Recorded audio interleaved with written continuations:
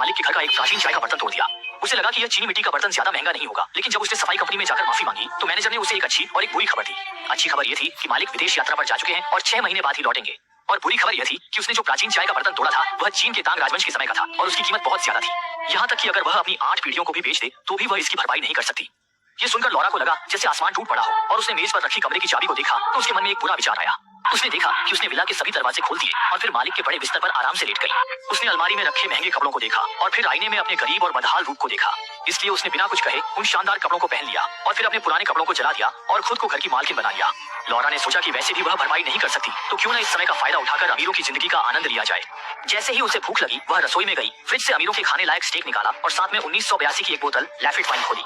इस विला को अपना घर जैसा महसूस कराने के लिए उसने मालिक के सभी फोटो फाड़ दिए और उसे अपने सपनों के अनुसार बना दिया। लेकिन इस तरह की जिंदगी केवल 2 दिन ही चली जब अचानक दरवाजे की घंटी बजी। लौरा को लगा कि मालिक समय से पहले लौट आए हैं, इसलिए वह घबराई हुई दरवाजे की ओर बढ़ी। लेकिन दरवाजा खोलने पर उसने देखा कि एक युवा लड़का रास्ता पूछ रहा था। लेकिन जब दोनों बातचीत कर रहे थे तो लड़के की गर्लफ्रेंड अचानक चीख उठी। असल में उसकी गर्लफ्रेंड शाओमेई गर्भवती थी और जल्द ही बच्चे को जन्म देने वाली थी। मजबूरी में लौरा ने दोनों को घर के अंदर बुला लिया। स्थिति को देखते हुए लौरा ने हाथ पांव मारकर उसकी डिलीवरी करवाई। सौभाग्य से पेट में बच्चा सुरक्षित पैदा हुआ। अपने हाथों में इस नन्हे बच्चे को देखकर लौरा की भावनाएं शांत नहीं हो सकी। इस तरह की घटना का पहली बार अनुभव करने वाली वह अपने मन में एक अलग भावना महसूस कर रही थी जो घर का एहसास था। 50 की उम्र पार कर चुकी लौरा के कोई बच्चे नहीं थे और अब अचानक आए इस जोड़े ने उसकी अकेली और उदास आत्मा को राहत दी। ये सोचकर उसने इस रिश्ते को भी अपना बनाने का फैसला किया। फिर वह खुशी खुशी दोनों के लिए माँ और बच्चे के सामान ले आई और लड़की के बच्चे को जन्म देने के बाद आराम करने के बहाने उन्हें कुछ समय और रहने के लिए आमंत्रित किया। यहाँ तक कि उन्हें जितना चाहे उतना रहने की अनुमति दी। ये देखकर लड़के ने खुशी खुशी सहमति दे दी। रात के खाने के समय लौरा ने लड़के और उसकी गर्लफ्रेंड शाओमेई के परिवार की स्थिति के बारे में पूछताछ की। तब उसे पता चला कि लड़के का नाम निक है और उसकी गर्लफ्रेंड शाओमेई बचपन से ही अनाथ है और दोनों के पास कोई स्थायी काम भी नहीं है। अब तो उनके लिए खाने पीने और रहने का भी संकट है। यह सुनकर लौरा बहुत खुश हुई और तुरंत घर के मालिक की तरह उन्हें लंबे समय तक रहने के लिए आमंत्रित किया और यहाँ तक कि उदारता से कहा, मेरा घर तुम्हारा घर है। उत्साहित निक ने तुरंत यह अच्छी खबर अपनी गर्लफ्रेंड को बताई और दोनों की खुशी का ठिकाना नहीं रहा। वे मासूमियत से सोचने लगे कि उन्हें एक अमीर महिला मिल गई है और भविष्य के अच्छे दिनों की कल्पना करने लगे। लेकिन उन्हें नहीं पता था कि उनके मन में जो अमीर महिला थी वह वास्तव में एक परजीवी थी जो विला में चोरी छिपे रह रही थी। और आने वाले दिनों में शाओमेई बच्चे की देखभाल करने लगी जबकि निक विला के भारी कामों को संभालने लगा। लौरा भी गृहिणी बन गई और परिवार के लिए तीनों समय का खाना पकाने लगी। लेकिन जल्द ही शांत जीवन फिर से बाधित हो गया। उस दिन हर हफ्ते घास काटने वाला माली अपने औजार लेकर आया था। लौरा यह देखकर इतनी डर गई कि उसकी आत्मा जैसे शरीर से निकल गई। उसे डर था कि कहीं उसके घोंसला हथियाने का राज खुल न जाए। इसलिए उसने तुरंत अपनी सारी बचत निकालकर माली को दे दी और झूठ बोला कि वह अब मजदूरी नहीं दे सकती और उसे भविष्य में काम पर आने की जरूरत नहीं है। सौभाग्य से माली ने इस पर शक नहीं किया।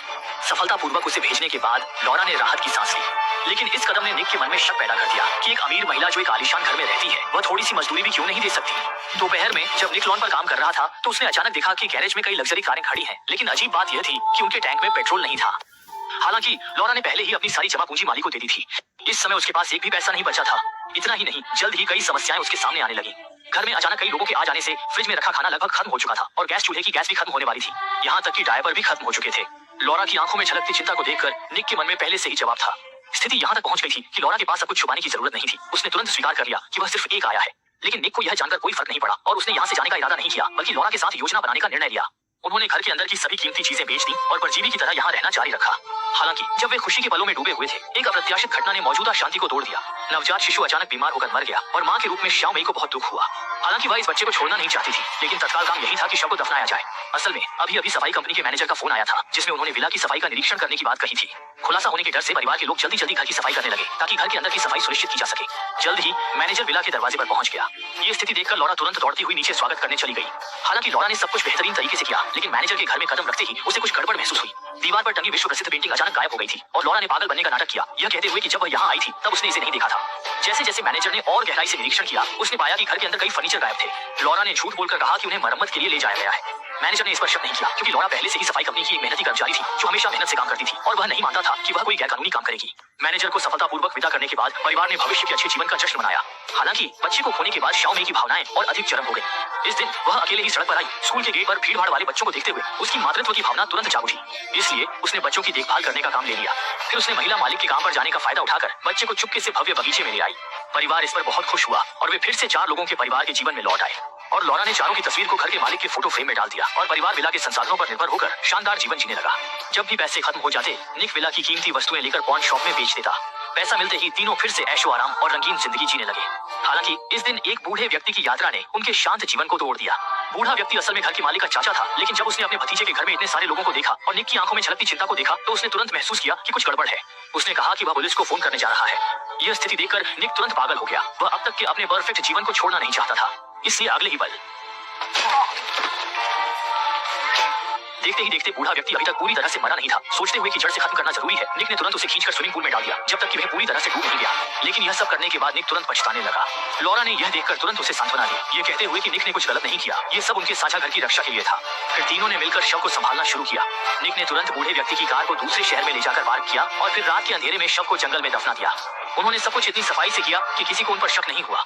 परिवार फिर से अपने मूल सुखी जीवन में लौट आया। हालांकि खुशी के पल हमेशा अल्पकालिक होते हैं। घर के मालिक के लौटने का दिन धीरे धीरे नजदीक आ रहा था और लॉरा चिंतित होने लगी। आखिरकार इस दिन मैनेजर का फोन आया जिसमें कहा गया कि घर का मालिक कल यात्रा समाप्त करके घर लौट रहा है। पूरी तरह से घबरा गई। मौजूदा जीवन को बनाए रखने के लिए उसने निक से संपर्क किया, ये उम्मीद करते हुए कि वे मकान मालिक के पूरे परिवार को खत्म कर देंगे। इस तरह वे इस विला पर पूरी तरह कब्जा कर सकते थे। लेकिन निक ने यह सुनकर सोचा कि लॉरा पागल हो गई है, क्योंकि ऐसा करने से पुलिस जरूर आएगी और तब उन्हें जेल में सड़ना पड़ेगा। वह किसी भी हालत में अब और किसी की जान लेना नहीं चाहता था। निक ने कहा कि वे मकान मालिक के आने से पहले सामान लेकर भाग सकते हैं, लेकिन लॉरा इस जीवन में इतनी डूबी हुई थी कि वह बाहर नहीं निकल पा रही थी। कोई चारा न देखकर निक ने अपनी गर्लफ्रेंड से सलाह ली। छोटी में भी निक की राय से सहमत थी कि अब और निजी स्वार्थ के कारण निर्दोषों की हत्या नहीं होनी चाहिए। अगले दिन निक ने फिर से लॉरा से संपर्क किया और उसे बताया कि वह उसके प्लान से बिल्कुल सहमत नहीं है। जब तीनों एकमत नहीं हो सके तो लॉरा को भी झुकना पड़ा और उसने निक की राय से सहमति जताई। अगले दिन सुबह वे सामान लेकर दूर चले जाएंगे, लेकिन शर्त यह थी कि जाने से पहले तीनों को एक विदाई भोजन करना होगा। निक ये सुनकर बेहद उत्साहित हुआ, ये सोचकर कि आखिरकार उसके साथी की समझ में बात आ गई। उसने खुशी खुशी ये खबर छोटी में को बताई, लेकिन उन्हें नहीं पता था कि एक बुरा सपना उनका इंतजार कर रहा था। रात में तीनों ने एक साथ डिनर किया, जश्न मनाया और नए जीवन का स्वागत किया। फिर कैमरा अगले दिन सुबह की ओर मुड़ता है। जब मकान मालिक विदेश से घर लौटे तो उन्होंने केवल बिखरी हुई चीजें देखी। घर की सभी कीमती चीजें गायब थी। बच्चे के पालने में एक भूखा बच्चा था और जमीन पर 3 जहर से मरे हुए शव थे।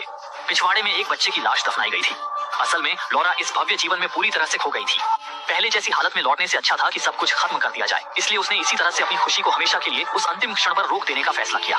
तीनों ने अपनी स्वार्थीता की कीमत चुकाई और फिल्म का